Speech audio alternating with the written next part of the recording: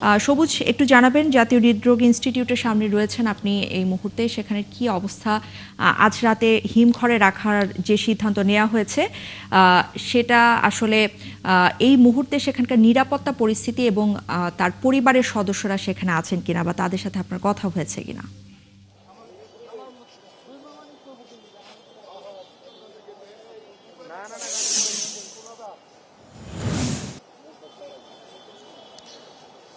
আমি এই মুহূর্তে হৃদরোগ ইনস্টিটিউটের ভেতরে আছি। এটা হচ্ছে দক্ষিণ পাশের যে গেটটি পকেট গেট, সেই গেটটি প্রধান যে ফটকে আছে সেখানে কিন্তু নিরাপত্তা কর্মীদের জোরালো অবস্থান আছে এবং সেখানে দিয়ে সাধারণ মানুষজন প্রবেশ করতে পারছে না, কারণ শরীফ ওসমান হাদির যে মরদেহ সেটি এখানকার হিমঘরে রাখা হয়েছে এবং এই যে পুরো হৃদরোগ ইনস্টিটিউটের চতুর্দিকে কিন্তু নিরাপত্তা বলয় জোরদার করা হয়েছে এবং এখানে যারা এটা যেহেতু একটি ব্যস্ততম হৃদরোগ হাসপাতাল এবং এখানে রোগীর সাথে অনেক স্বজনরা থাকে, এখানে কিন্তু সাধারণ মানুষের চলাচল অনেকটা সীমিত করা হয়েছে এবং যারা মেডিকেল পাস আছে তারাই কেবল এখানে প্রবেশ করতে পারছে। এবং ইসরাত আপনাকে জানিয়ে রাখি যে শরীফ ওসমান হাদির যে নামাজের জানাজা সেটি কিন্তু আগামীকাল যে 2:30টার কথা ছিল সেটি পরিবর্তন করে 2টায় নিয়ে আসা হয়েছে। প্রধান উপদেষ্টার যে অফিসিয়াল ফেসবুক পেজ সেখান থেকে আমরা এই তথ্যটি জানতে পেরেছি এবং জানাজাটি অনুষ্ঠিত হবে সংসদ ভবনের দক্ষিণ প্লাজায়, যেখানে জুলাই সনদ স্বাক্ষরিত হয়েছিল সেখানে কিন্তু এই শরীফ ওসমান হাদির যে নামাজের জানাজা সেটি অনুষ্ঠিত হবে এবং প্রধান উপদেষ্টার সেই বার্তায় জানানো হয়েছে যেন এই যে নামাজের জানাজায় যারা অংশগ্রহণ করবে সাধারণ মানুষ তারা যেন কোনো ধরনের ব্যাগেজ এগুলো নিয়ে না আসে এবং সেখানকার নিরাপত্তা ব্যবস্থা যেহেতু জোরদার থাকবে সেহেতু এই বিষয়গুলো যেন সাধারণ মানুষ মাথায় রাখে এবং তাদের সাথে যেন কোনো ভারী কোনো কিছু তারা যেন বহন না করে, এই ধরনের কিন্তু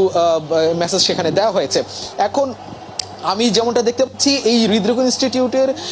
কড়া নিরাপত্তা ব্যবস্থার মধ্যে দিয়ে হাদির মরদেহটি হিমঘরে রাখা হয়েছে এবং যেহেতু দক্ষিণ প্লাজায় সংসদ ভবনের দক্ষিণ প্লাজায় নামাজের জানাজা অনুষ্ঠিত হবে সেহেতু এই ধারণা করা হচ্ছে যে হৃদরোগ ইনস্টিটিউটটি সেই জন্য এখানে তার মরদেহটি রাখার সিদ্ধান্ত নিয়েছে, কারণ এখান থেকে দক্ষিণ প্লাজার দূরত্ব ঢাকা মেডিকেলের তুলনায় অনেকটা কম, যার কারণে এইখানে রাখার সিদ্ধান্ত নেওয়া হয়েছে। সবুজ মাহমুদ, আপনি শুনতে পাচ্ছেন নিশ্চয়ই। আমাকে আরো কিছু বিষয় আপনার কাছ থেকে একটু জানতে চাই যে আপনি হৃদরোগ ইনস্টিটিউটে আছেন, সেখানে হাদির পরিবারের সদস্যদের কারোর সাথে আপনার কথা হয়েছে কিনা, আর আগামীকাল ঠিক কয়টার সময়ে হৃদরোগ ইনস্টিটিউট থেকে মরদেহ ঢাকা বিশ্ববিদ্যালয় ক্যাম্পাসে নেওয়া হবে। এবং আরেকটি বিষয় আপনার কাছ থেকে জানতে চাচ্ছিলাম যে হঠাৎ করেই এ ধরনের একটা সিদ্ধান্ত যে ঢাকা বিশ্ববিদ্যালয় ক্যাম্পাসে না নিয়ে হিমঘরে রাখার যে সিদ্ধান্তটা, সেক্ষেত্রে আসলে নিরাপত্তার কোনো শঙ্কা তৈরি হয়েছিল কিনা। আসলে আমি আপনাকে জানাতে চাই যে আসলে এখানে হৃদরোগ ইনস্টিটিউটে যে আনা হবে সেই বিষয়ে কিন্তু গণমাধ্যম কর্মী বা সাধারণ মানুষ কেউ আগে থেকেই জানতো না, যেহেতু গতকালকে হাদির এই মৃত্যু নিয়ে একটি অনাকাঙ্ক্ষিত ঘটনা ঘটে গেছে ইতিমধ্যে, সেহেতু নিরাপত্তার স্বার্থেই হয়তো আইনশৃঙ্খলা রক্ষাকারী বাহিনী অফিসিয়ালি আমাদেরকে জানায়নি যে আসলে হাদির মরদেহটি আসলে কোথায় নেওয়া হবে। সেই শঙ্কা থেকে হয়তো বিষয়টিকে গণমাধ্যম এবং সাধারণ মানুষকে আড়াল করতে তাৎক্ষণিক সিদ্ধান্ত নিয়ে এখানে রাখা হয়েছে, অথবা পরিকল্পিতভাবে বিষয়টি না জানিয়ে যেন এখানে কোনো ধরনের বিশৃঙ্খলা তৈরি না হয় সেজন্য এই হৃদরোগ ইনস্টিটিউটে তার মরদেহটি রাখার সিদ্ধান্ত নেওয়া হয়েছে। আপনি জানতে চেয়েছিলেন পরিবারের কারোর সাথে কথা হয়েছে কিনা। আমি যেহেতু একটি দক্ষিণ গেটে আছি এবং এখান থেকে আসলে মূল গেটের দিকে যেতে পারছি না এবং হিমঘরের কাছাকাছি কেউ যেতে পারছে না, সুতরাং সেখানে আসলে আমাদের ওইভাবে কারো স্বজনদের সাথে দেখা হওয়ার সুযোগ নেই। তবে প্রধান ফটকের সামনে আমার 2 সহকর্মী আছেন, ইমতিয়াজ সোনি এবং নিবির সাহা, তারা কিন্তু সেখানে হয়তো তাদের সাথে হয়তো কথা হয়ে থাকতে পারে, কিন্তু আমার সাথে এখন এখান থেকে আসলে সেই ধরনের সুযোগ নেই। তবে আপনি যেটা আরোটা জানতে চেয়েছেন যে নামাজের জানাজার সময়টি কেন আগিয়ে নেওয়া হয়েছে, যেহেতু শীতের দিনের ছোট, সেজন্য হয়তো দিনের আলোতেই যেন সব কার্যক্রম শেষ করা যায়, সেজন্য হয়তো সরকার এই সিদ্ধান্ত নিয়েছে যেন 2:30 থেকে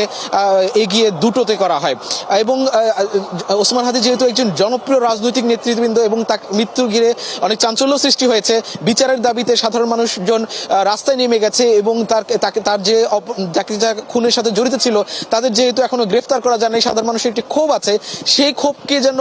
কোনো ধরনের অপ্রীতিকর ঘটনা, কোনো ধরনের কোনো সহিংস ঘটনা যেন না ঘটে, সেই বিষয়টি সরকার মাথায় রেখেই হয়তো এই ধরনের সিদ্ধান্ত নিচ্ছে, যেটা পূর্ব পরিকল্পিত নয়। এবং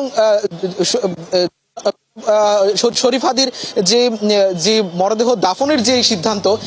ইনকিলাব মঞ্চ থেকে আমাদেরকে জানানো হয়েছে যে জাতীয় কবি কাজী নজরুল ইসলামের যে ঢাকা বিশ্ববিদ্যালয় মসজিদের পাশে যে তার সমাধি আছে, সেই পাশেই তার সমাধি হওয়ার কথা আমাদেরকে জানানো হয়েছে। কিন্তু সরকার পক্ষ থেকে কোনো অফিসিয়াল বিবৃতি বা ঢাকা বিশ্ববিদ্যালয় কর্তৃপক্ষ কিন্তু এই ধরনের কোনো নিশ্চিত তথ্য এখনো জানায়নি। তবে এই বিষয়টি এখন অনেক গণমাধ্যম সহ বিভিন্ন মাধ্যমে জানা যাচ্ছে যে জাতীয় কবি কাজী নজরুল ইসলামের যে সমাধি, সেই সমাধির পাশেই হয়তো শরীফ ওসমান হাদীকে দাফন করা হয়ে থাকতে পারে। এই ছিল এখানকার সবশেষ অবস্থা। সবুজ মাহমুদ, আপনাকে অসংখ্য ধন্যবাদ আমাদের সাথে যুক্ত হওয়ার জন্য। হৃদরোগ ইনস্টিটিউটের সামনে থেকে আমাদের সাথে যুক্ত হয়েছিলেন আমাদের সহকর্মী এবং জানাচ্ছিলেন সেখানকার সবশেষ খবরাখবর।